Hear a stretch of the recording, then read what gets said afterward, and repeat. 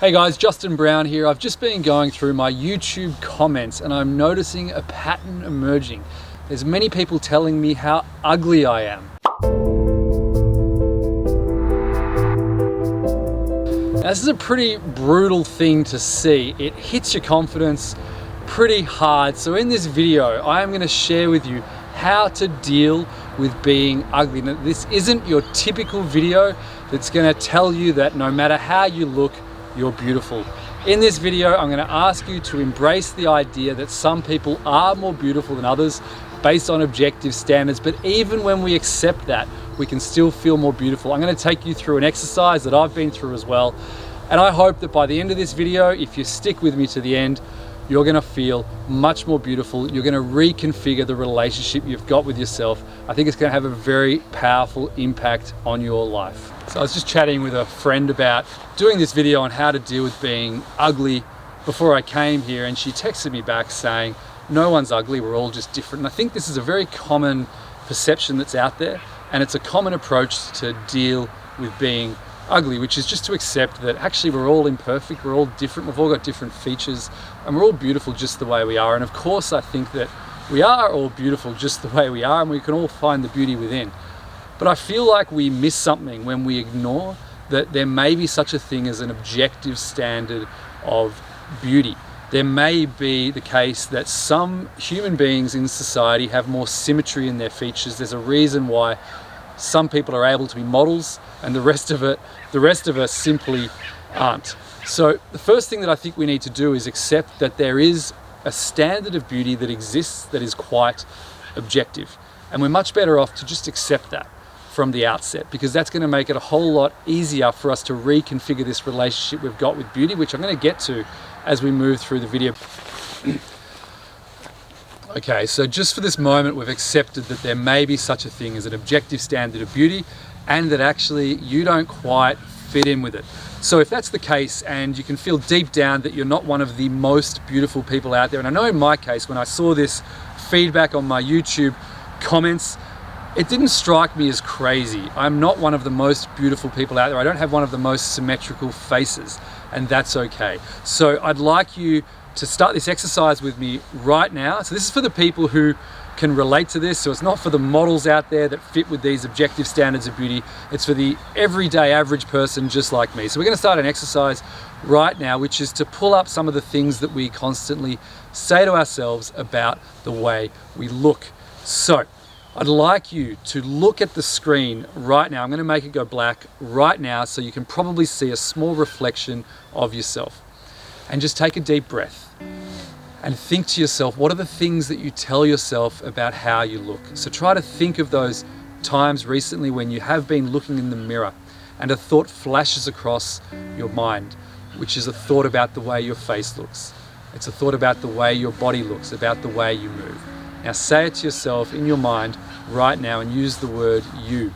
So you are this, you look like this. Just say this to yourself, the things that you're always saying to yourself, into the mirror, into the reflection on the screen right now.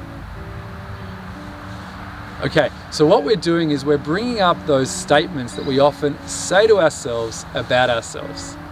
We're saying this to ourselves anyway, so we're bringing it to the surface. There's no point hiding from it any longer and running away from it and telling ourselves the lie that there isn't such a thing as an objective standard of beauty. But we've got to recognize that we're doing a lot of damage to ourselves when we're always telling ourselves these statements over and over in our subconscious. So it's great that you're bringing it to the surface. Now, the next thing I'd like you to do is imagine to yourself that the 5-year-old version of you is in front of you right now. So I'm making this screen go a different color with a few pictures of younger children. So imagine those children are you. Now, right now, repeat those statements using the word you to that beautiful little child in front of you, that beautiful innocent child. Say those statements. You look like this. You are this. You have become this ugly person. It feels kind of crazy as you say that to the younger version of you, to the inner child that exists within you. In fact, I don't know about you, but as I do this and I say this to the younger version of me, I start to laugh a little bit. It's just the absurdity of telling this beautiful younger person how ugly they are. It feels absolutely ridiculous to me. And I think it probably feels ridiculous to you as you connect with your inner child in this way. So this is a very powerful meditation you can go through with yourself after this video.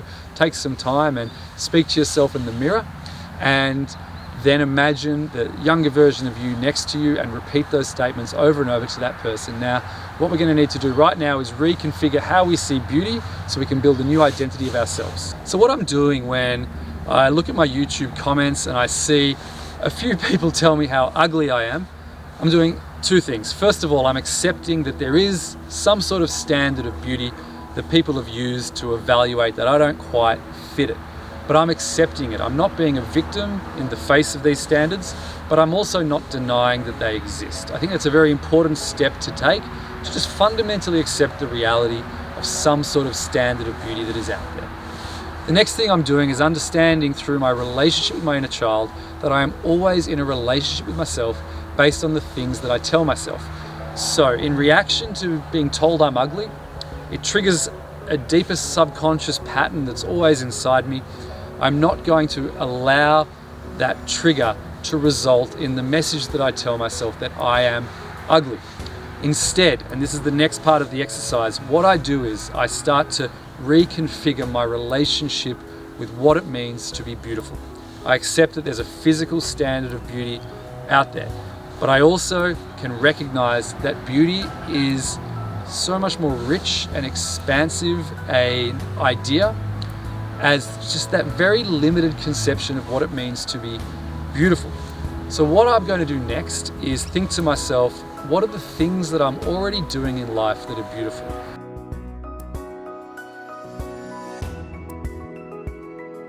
What are the parts of the way I look that are really beautiful right now?